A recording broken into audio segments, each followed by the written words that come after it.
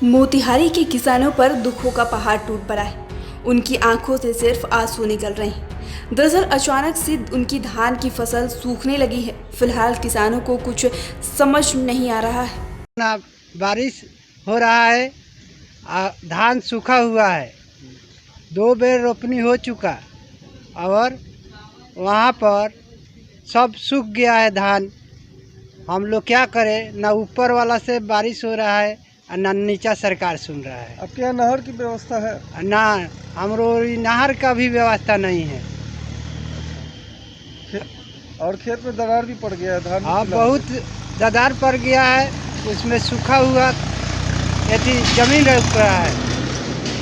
क्या लग रहा है आपको, धान का फसल होगा कि नहीं इस बार? धान का फसल बारिश नहीं होगा तो क्या होगा? सुखाड़ आपको लग रहा है कि सुखाड़ हो जाएगा? हाँ, सुखाड़ होगा, अकाल पड़ जाएगा, यही लग रहा है आपको?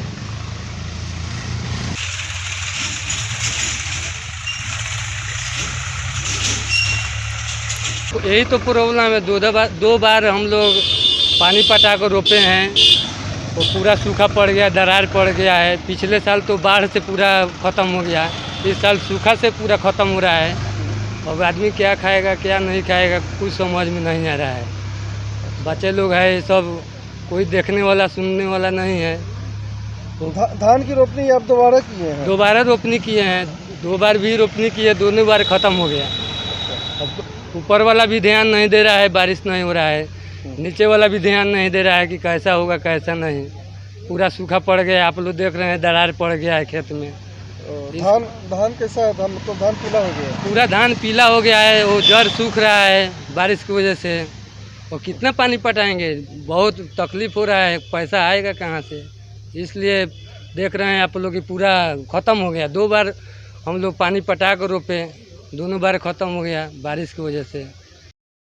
दरअसल इस लाल मौसम की बेरुखी ने किसानों की परेशानी बढ़ा दी है और अब फसलों को बचाना भी मुश्किल हो गया है। बारिश न होने से धान की फसल सूखने लगी है और फसल सूखने के बाद खेत जगह जगह खाली दिखने लगे।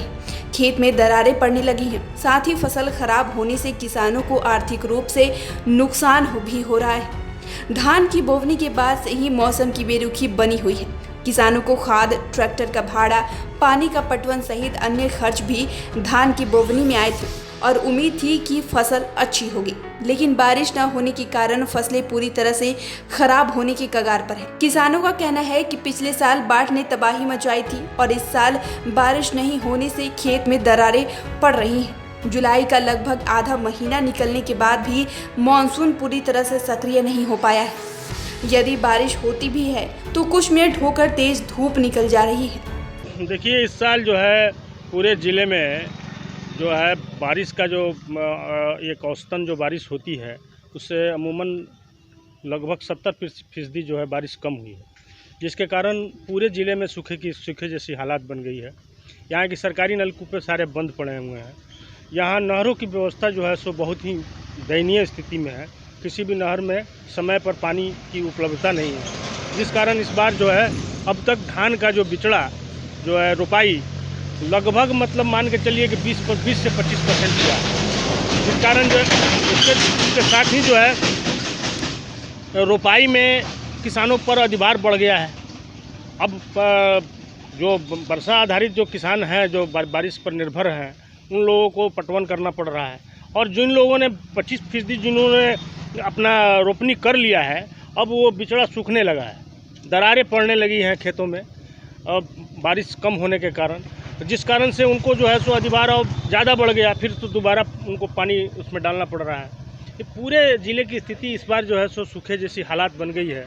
और आगे अब क्या होगा, पूरा मतलब पूरे पूर्वी चंपारण जलवायु परिवर्तन के पूरी चपेट में है, इससे इनकार नहीं किया जा सकता। सरकार के स्तर पर हम लोग भी कयास लगा रहे हैं और यहाँ के किसान भी हैं कि सरकार के स्तर पर कोई व्यवस्था यहाँ होगी, ऐसा लोगों को अनुमान है, ऐसा लोगों को आशा है। अब देखिए क्या होता है। मोतिहारी से बोलता बिहार के लिए प्रशांत की रिपोर्ट। आपको ये रिपोर्ट कैसी लगी हमें कमेंट कर ज़रूर बताएं। अगर अभी तक आपने हमारे चैनल को सब्सक्राइब नहीं किया है तो सब्सक्राइब करें। साथ ही अगर आप यह वीडियो फेसबुक के माध्यम से देख रहे हैं तो पेज को फॉलो करें।